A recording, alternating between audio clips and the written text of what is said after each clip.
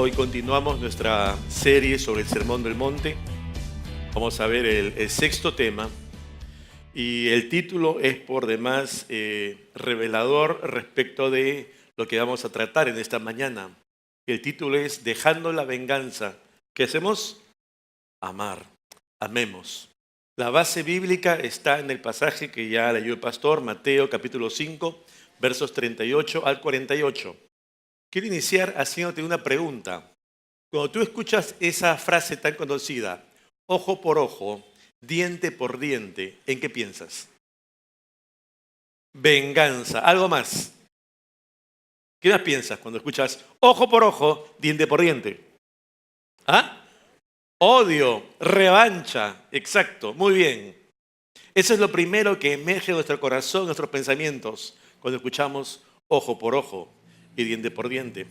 Pero sin embargo, en esta mañana vamos a escuchar lo que realmente quiso mostrarnos el Señor cuando trajo a cotación en el Sermón del Monte este pasaje.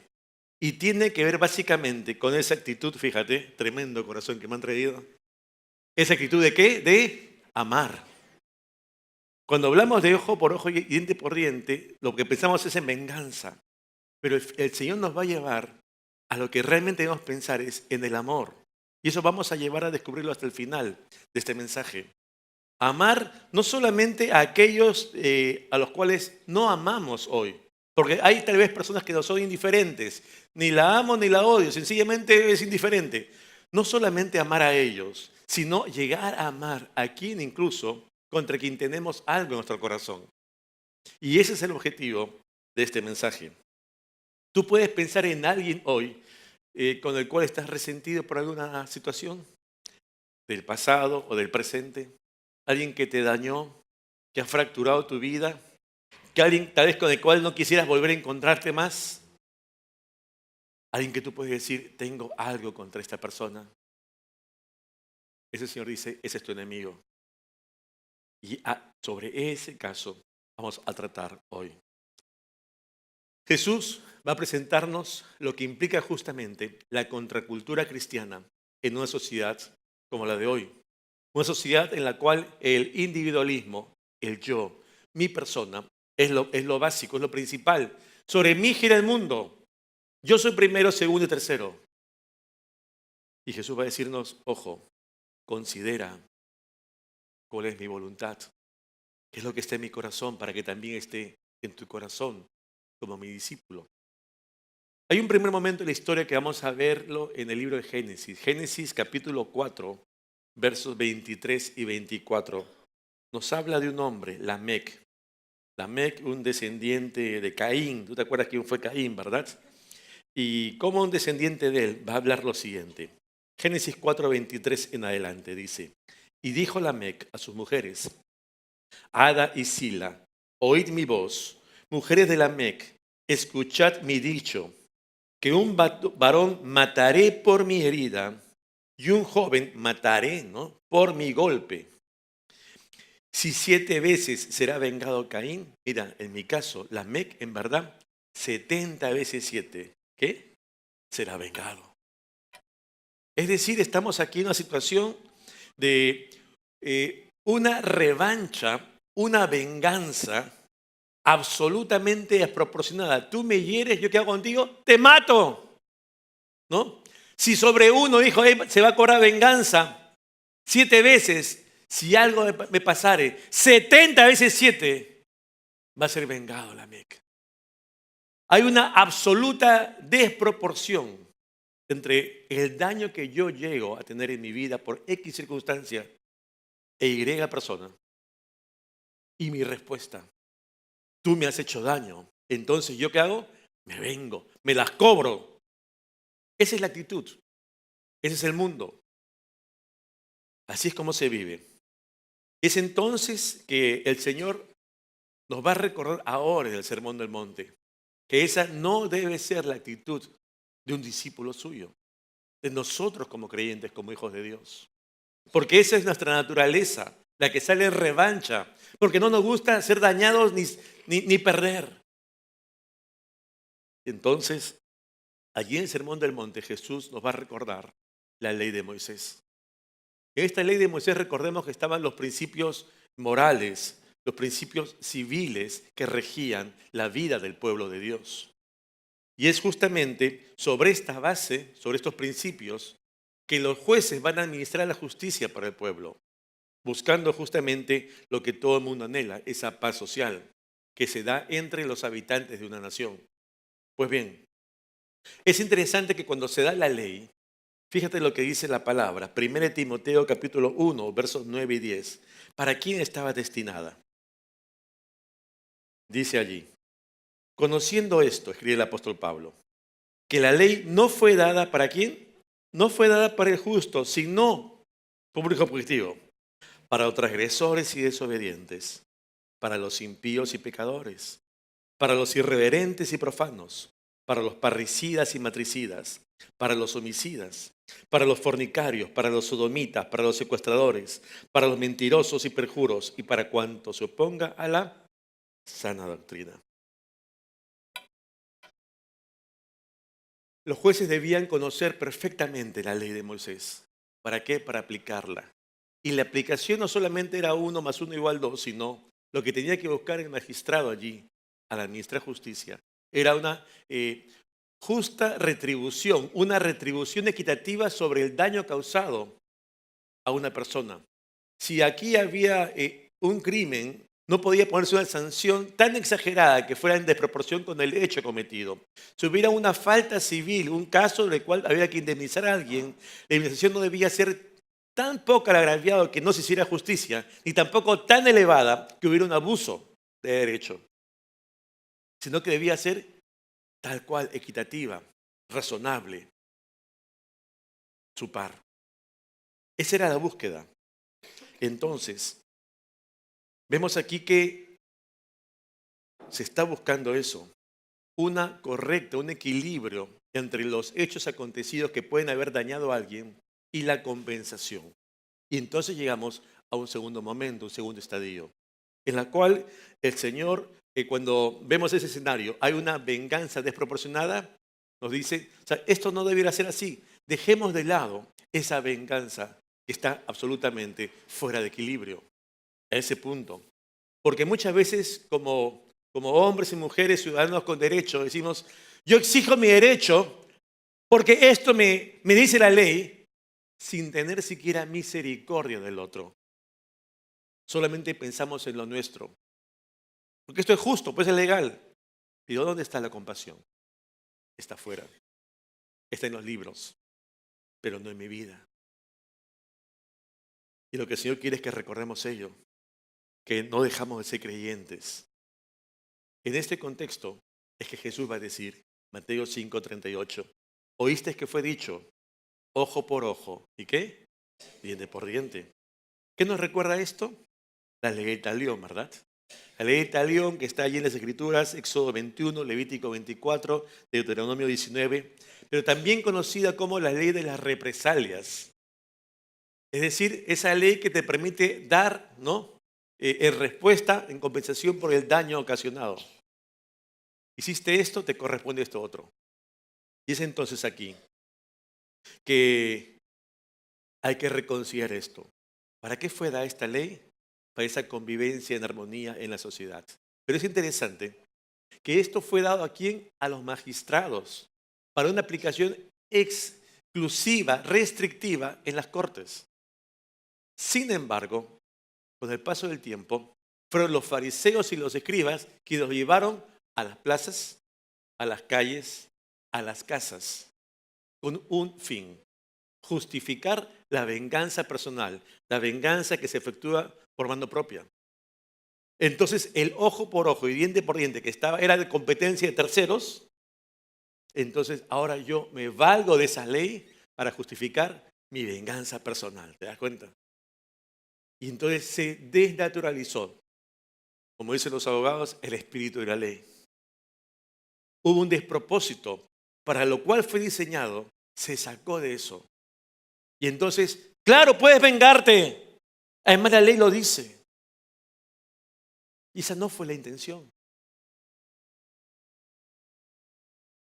Aquí la esencia del ojo por ojo, más bien es desterrar ese anhelo de venganza personal, de revancha, de justicia por mano propia. Y es por eso que Jesús continúa, y allí dice Mateo capítulo 5, versos 39 al 42. Lo siguiente. Pero yo os digo, no resistáis al que es malo, antes a cualquiera que te hiera en la mejilla derecha, vuélvele también la otra. Y al que quiera ponerte a pleito y quitarte la túnica, déjale también la capa. Y cualquiera que te obligue a llevar carga por 1 milla, ve con él 2. Y al que te pida, dale, y al que quiera tomar de ti prestado, no se lo rehuses. Vamos a llegar a un tercer momento. Ese tercer momento, lo que está diciéndonos el Señor es básicamente, ahora ten una nueva actitud. Una actitud de no revancha, una actitud de no venganza, una actitud de mesura, una actitud de dominio propio.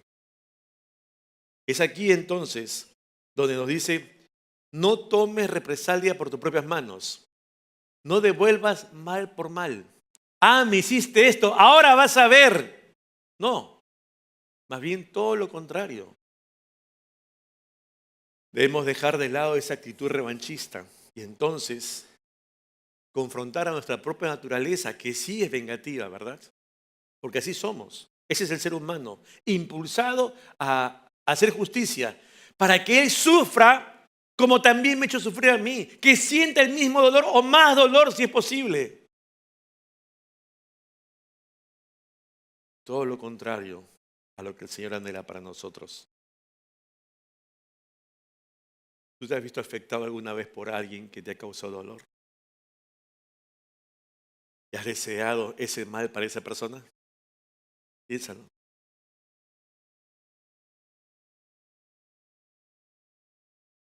¿Qué nos dice Jesús cuando nos llama? No te resistas, no te opongas a esa persona que es dañina para ti. ¿Quiere decir que acaso Jesús que debemos permitir que abusen de nosotros? ¿Debemos permitir que nos avasallen? ¿Que no nos defendamos? No. Jesús no está haciendo aquí una aplicación literal, no es literalista aquí. Lo que Jesús básicamente nos quiere decir es un llamado a la no respuesta violenta con que nosotros hemos sido violentados. Es interesante que el Señor, y lo vemos en todo el Sermón del Monte, ¿cuál es el llamado? A un cambio de actitud. Esa actitud natural que emerge en nuestro corazón, no, tengamos no la del hombre natural, sino la actitud que emerge de un corazón lleno de el Espíritu Santo, con el amor de Dios. Y es por eso que entonces no es posible esperar cambios rotundos si es que el amor de Dios no opera en nuestra vida primero. Tenemos que considerar ello.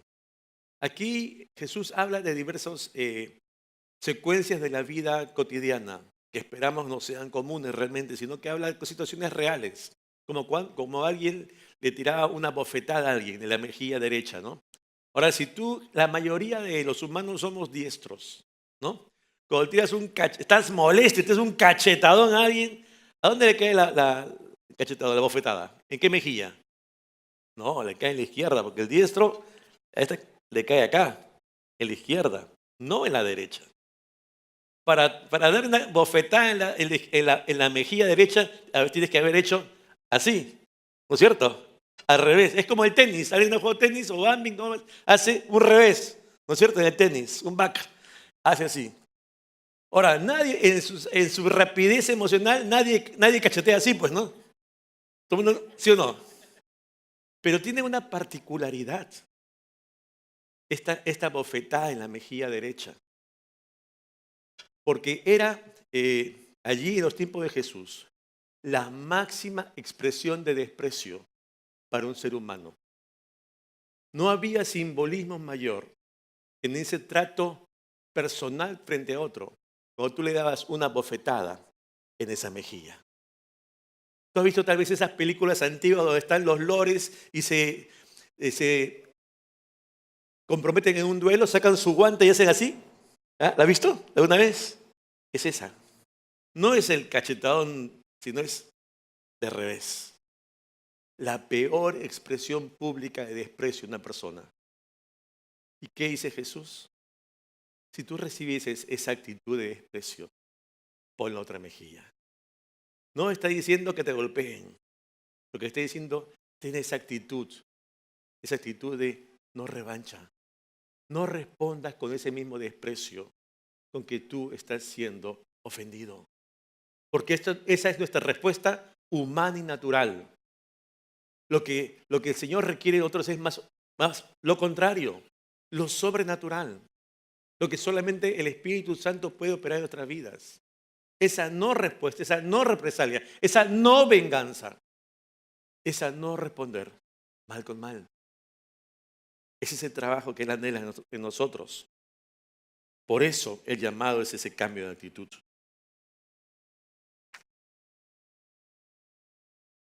Jesús anhela que en esa demostración de no respuesta, más bien, ¿qué cosa demostremos? Que tenemos que un corazón que está dispuesto a amar aún cuando somos vejados. En la no respuesta. En la no respuesta. Dice así mismo, te pueden llevar incluso a un juicio, ¿no? Civil, donde tienes que pagar una retribución, una indemnización por una deuda, y que te quiten la túnica, y que te dice, entrégala, ¿no?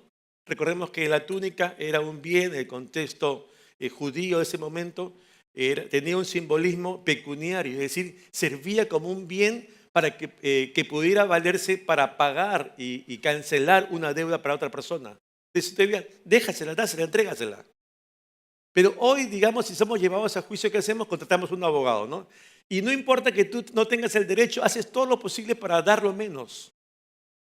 O ganar, así no tengas el derecho. Haces todo lo posible. ¿Qué nos dice el Señor? Bueno, concilia. Búscala lo que es justo realmente. Lo que sucede es que nadie quiere perder. Nadie quiere perder. Pensamos solo en nosotros. Es interesante que también se menciona eso de llevar la carga, ¿no? En los tiempos de Jesús, la ley romana se aplicaba en Israel, porque recuerda, Israel estaba sojuzgado bajo el imperio, ¿no?, del César. Y entonces, bajo la ley romana, cuando ocupaba un territorio extranjero, también se aplicaba en estos casos. Te explico. El soldado romano podía pedirle a un ciudadano de ese lugar, por ley, que cargara para él algo por 1000 pasos. Por 1000 pasos. Y entonces el otro estaba obligado por ley a llevar eso. Un ejemplo clásico que lo conocemos todos. ¿Cuál es? Cuando Jesús está cargando la cruz y ya no puede con su vida, ¿verdad? Y llaman a quién? A Simón de Cirene, ¿no? Carga, lleva, sigue adelante. Ahora, Simón de Cirene no es porque estaba feliz, soy voluntario, no. Obligación de la ley. La ley romana se aplica allí, entonces lo traen, tienes que cargar, adelante. Ahí se aplica. Entonces, lo que estamos viendo básicamente es que se cumplió una ordenanza. Sin embargo, yo te pregunto a ti, si hoy estuviéramos en ese contexto y viene un soldado romano y te dice, a ver, ven, quiero que cargues esto para mí, estas 2 maletas que pesan un montón por 1000 pasos. ¿Cuál sería nuestra reacción? Con gozo, ¿verdad? Con alegría. ¿Sería así? No, ¿verdad? Lo natural es, ya no quiero decir ninguna palabra, pero renegando, ¿no? ¿Qué me queda? ¿No? ¿Cuándo se van estos romanos, no? Ya, pues, eso es lo natural. Somos seres humanos. No estaríamos de acuerdo, no nos agradaría, no quisiéramos hacerlo, refunfuñando iríamos esos 1000 pasos. ¿Y qué nos dice el Señor? No lo lleves 1000, llévalo ¿qué? 2000. Ajá, sí. Y en lugar de tener esa actitud, ¿no?, negativa frente a esto que te dice la ley y tú tienes que cumplirla, más bien aprovecha, haz un giro en esa perspectiva. Y más bien, en lugar de ir renegando, ¿por qué no le compartes tu fe a ese soldado romano que va contigo al costado? Y aún en medio del dolor, la aflicción, las diferencias, anda con una sonrisa, comparte el Evangelio, transmite tu fe, porque el Señor no quiere que tengamos vidas de fe solo para nuestra mente, para nuestro interior. Yo soy cristiano, sino que nuestras vidas de fe sean prácticas, sean públicas. Y entonces cuando vamos llevando esas maletas por los 2000 pasos, vamos a ser realmente testimonio. Te aseguro que ese soldado romano dirá, ¿quién es este hombre o esta mujer que no solamente va 1000 pasos conmigo, sino 2000? Y que en lugar de ir renegando, me está compartiendo su fe. Te aseguro que ese soldado romano no va al paso 2000, no va a ser igual que en el paso 1. Como discípulos de Cristo estamos haciendo lo que el Señor nos dijo al inicio del Sermón del Monte. Que seamos, ¿qué cosa? Sal de la tierra. Que dejemos lo que es lo del hombre natural y comencemos a vivir como el Señor quiere. De manera diferenciada para honrarle aún en las circunstancias difíciles, pero siendo testimonio de Él en nuestras vidas. Que por cierto no será fácil, porque normalmente nosotros exigimos a otros cuando tenemos derecho, cuando somos autoridad, y tienes que hacer por esto, y a veces lo hacemos sin un mínimo de amor. Eso tenemos que reflexionar. El doctor va a decir que si somos incapaces de amar a los hermanos en la fe incluso, no podremos entonces siquiera amar a los que están fuera, a los que son del mundo. Tiene que haber un cambio en nuestro corazón, un cambio de actitud, un cambio de vida. Finalmente nos dice, bueno, si alguien te pide prestado algo, te pide algo, dáselo, ¿no? Entrégalo. Proverbios 11:24 dice, hay quienes reparten y les es añadido más. Y hay quienes retienen más de lo que es justo, pero vienen a pobreza. Hay otra realidad. Las cosas que tenemos generalmente son obtenidas por gran esfuerzo, ¿no? Entonces es muy difícil que digas, me das esto, préstame esto. ¿Qué es natural? No prestar, ¿no? No te doy. ¿Y cuál es el tema? Jesús está abogando acaso porque nos desprendamos de todas nuestras cosas y seamos tan liberales que incluso lleguemos al punto de no tener ni siquiera para nuestras propias obligaciones. No. Lo que el Señor está diciendo es, quiero que tengas un corazón dispuesto, abierto a las necesidades de otros. Dejemos de pensar en nosotros mismos y comencemos también a pensar en los demás. Aún cuando esos demás no tengan la misma disposición para con nosotros. Pero si yo estoy dispuesto a prestarle, pero él nunca me quiere prestar. El llamado es para uno como hijo de Dios, como discípulo de Jesús. Samuel Pérez Milla, en su libro El Evangelio de Mateo, cita una frase que me llamó la atención. Dice, amar es dejar de exigir para dar sin reservas. Porque muchas veces solamente pensamos en acopiar, ¿no? Todo lo que es bueno para nosotros. Pero somos difíciles en el dar. Y ese fue el primer ejemplo que nos dio el Señor. Lo que aquí el Señor nos dice es otra vez, no solamente seamos oidores, sino que cosa seamos hacedores de qué? De la palabra. Jesús nos llama a un discipulado práctico, que ese amor de Dios en nuestras vidas se refleje en la conducta cotidiana. Ese es el punto, en el día a día que se vea ello. Por eso, el discípulo amado, en primera de Juan, capítulo 3, verso 18, dice lo siguiente, hijitos míos, no amemos ¿de qué? De palabra ni de lengua, sino de hecho y en verdad. Contextualizado hoy, como dicen los chicos, ya basta de floro. O sea, no me sigas hablando que eres discípulo, que eres creyente. No. Quiero que me lo demuestres. ¿Cómo? En los hechos. Como dicen los jugadores, en la cancha. En el día a día. No me digas que eres cristiano, demuéstramelo con tus hechos. Ese es el punto. Allí va el Señor, aterrízalo a tu actitud cotidiana. A eso apunta Dios. No es tan importante conocer todo, porque podemos conocer poquito de la Biblia, pero eso poquito, ¿qué quiere el Señor? Que lo apliquemos. Y quiere el Señor que vayamos creciendo nuestro conocimiento de Él. Y entonces todo ese conocimiento también lo apliquemos. No que solamente conozcamos y conozcamos y conozcamos. Porque ¿dónde está la aplicación práctica en nuestras vidas? Dios no nos llama solamente a conocer su palabra, sino a vivirla. Ese es el punto. Que tenemos que tener vidas prácticas de fe. Entonces Jesús va a decir, Mateo 5:43, ¿oíste que fue dicho? Amarás a tu prójimo y aborrecerás a tu enemigo.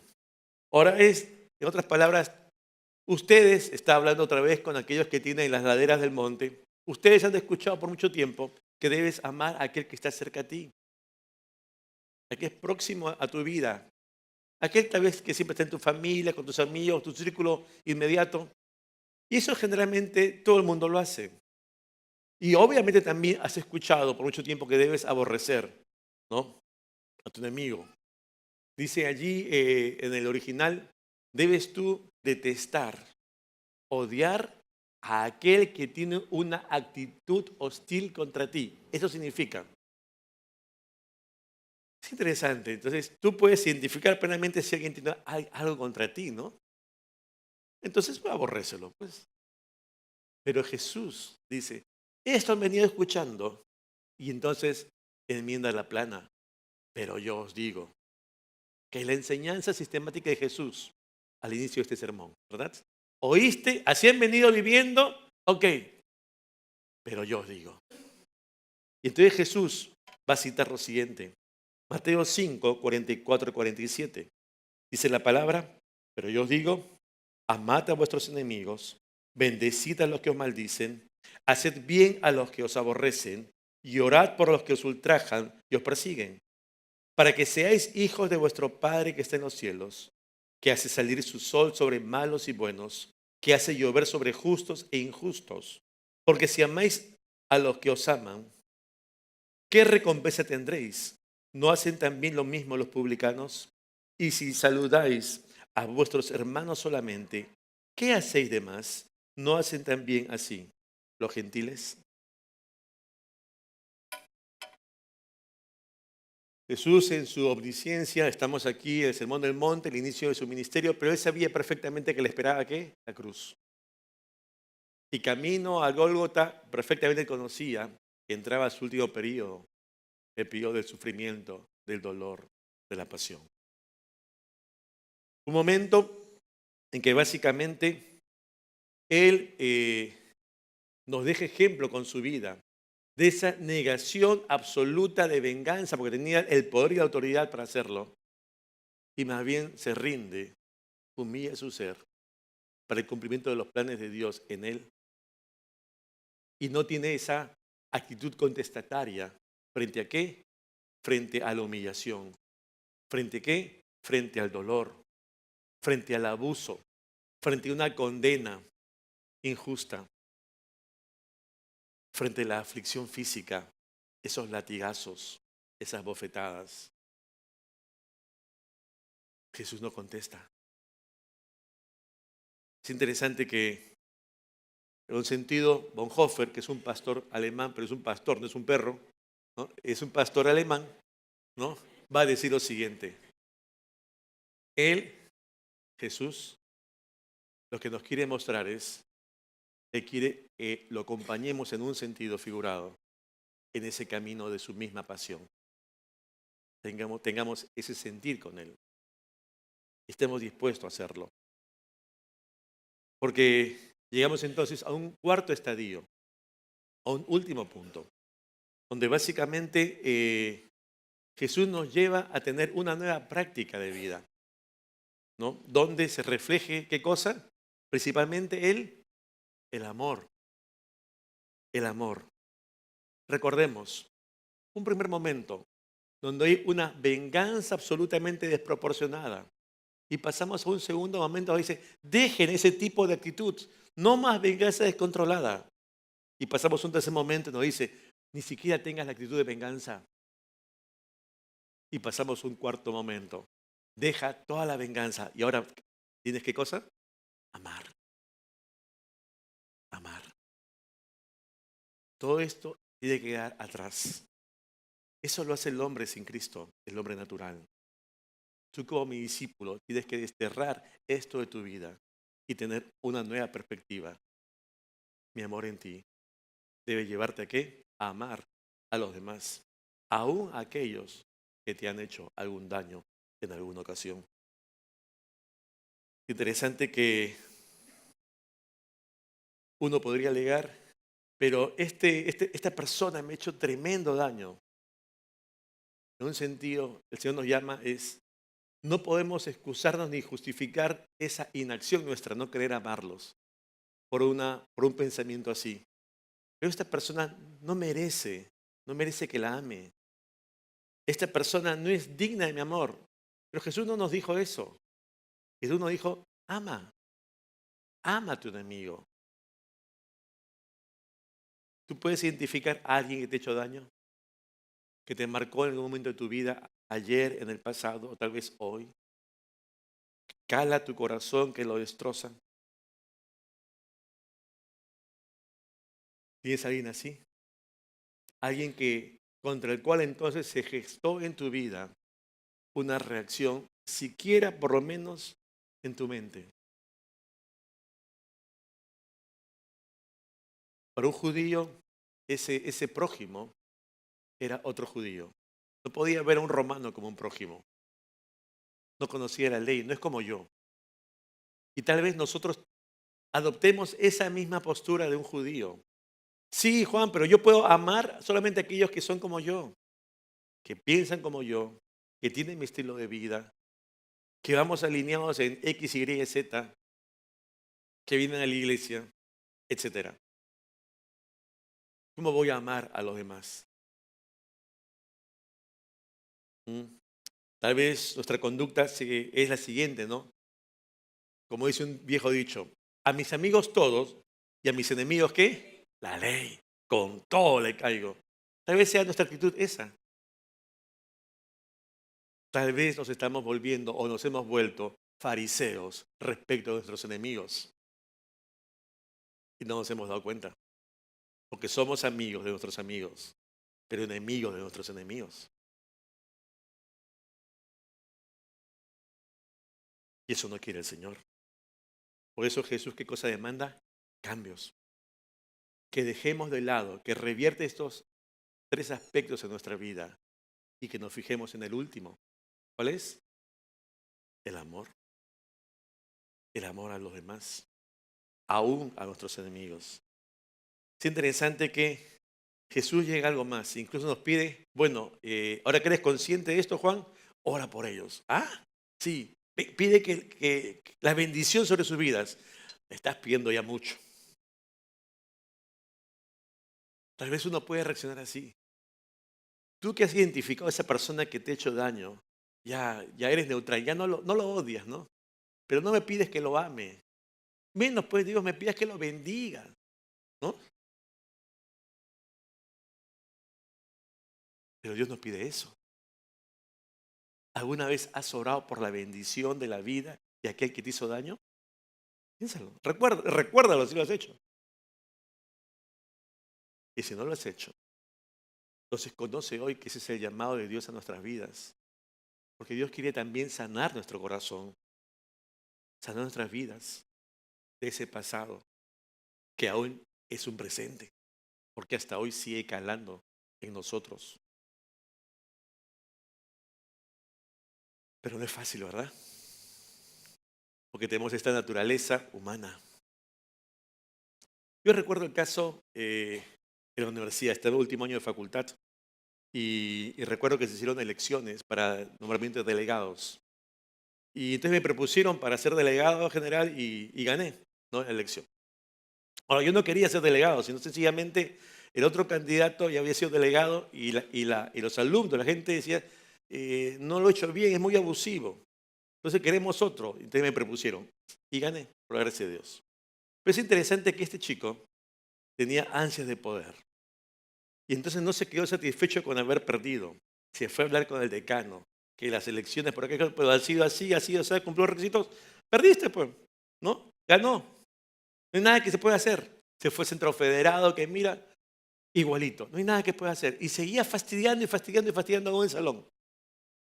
Entonces le dijimos, bueno, mira, yo no tengo ningún problema si te estás insatisfecho. Vamos a hacer nuevas elecciones. No había ni siquiera por qué hacerlas. Vamos, para que estés tranquilo, contento. Fuimos a segundas elecciones. Volví a ganar. Y ese chico, ¿sabes qué hizo? No se quedó contento. Y entonces formó una promoción paralela, distinta, con un grupito porque no quiso sujetarse a la decisión mayoritaria. Yo me fastidié ahí.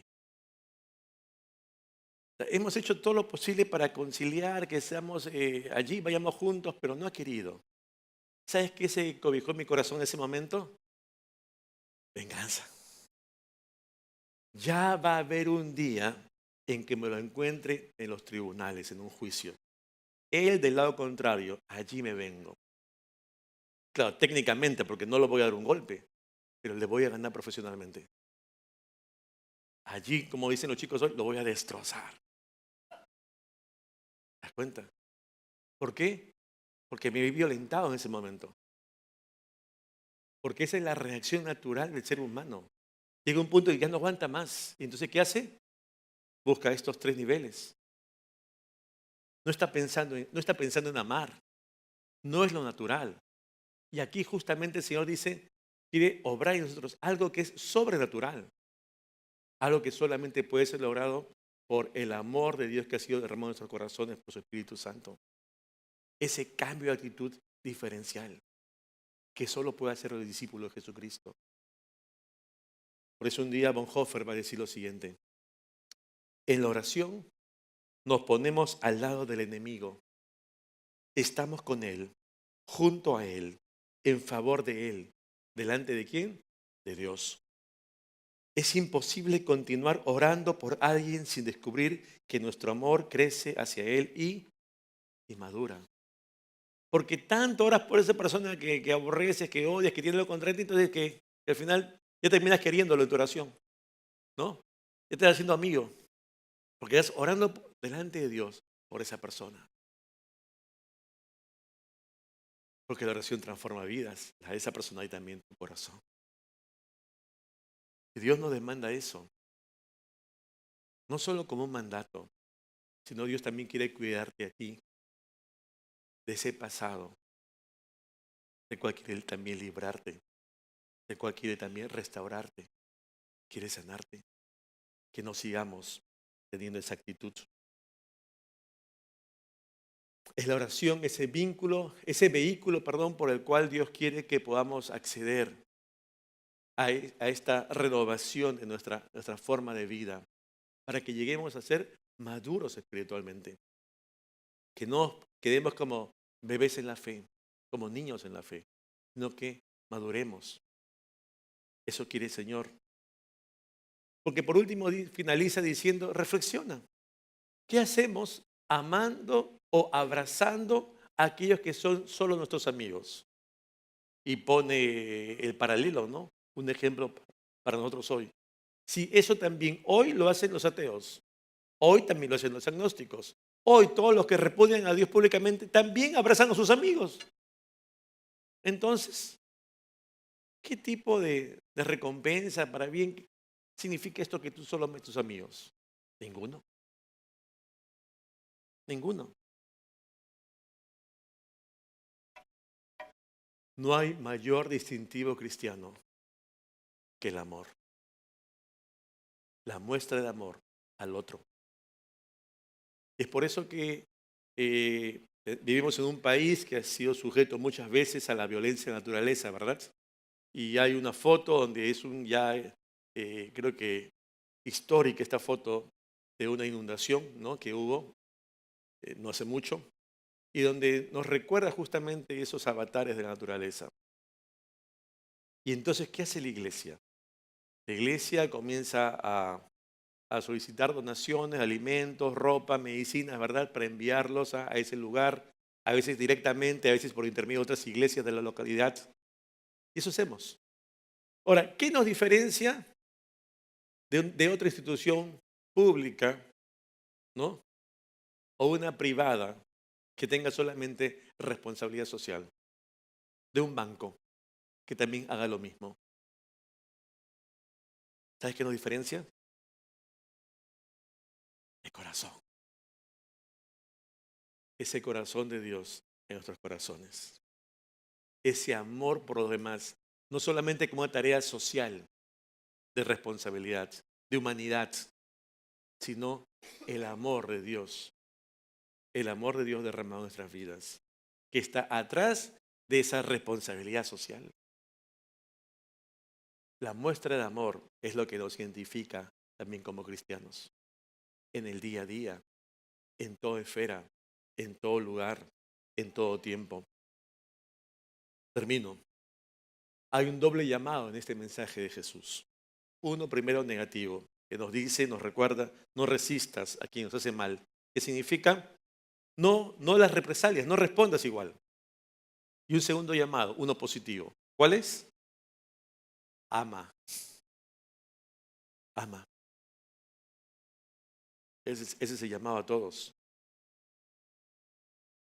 Me llama la atención una frase de Agustín de Hipona, otro conocido como San Agustín, ¿verdad? Que marca mucho y tiene que ver con una de las pautas que dijo Jesús aquí. ¿Qué dijo Agustín de Hipona? Muchos hemos aprendido cómo ofrecer la otra mejilla, pero no sabemos cómo amar a aquel que nos golpeó. Como, ok, ya pongo otra mejilla, tengo esa actitud de no revancha. Me quedo aquí, no me vengo. Pero no he aprendido aún a qué, a amarlo. Me falta esto, me falta el corazón. Me falta el corazón de Dios en mí. Práctico. Eso es difícil, pero esa es nuestra tarea, hermanos. Esa es nuestra tarea hoy. Ser hombres y mujeres de fe, con vidas de fe, prácticas, que demostremos amor.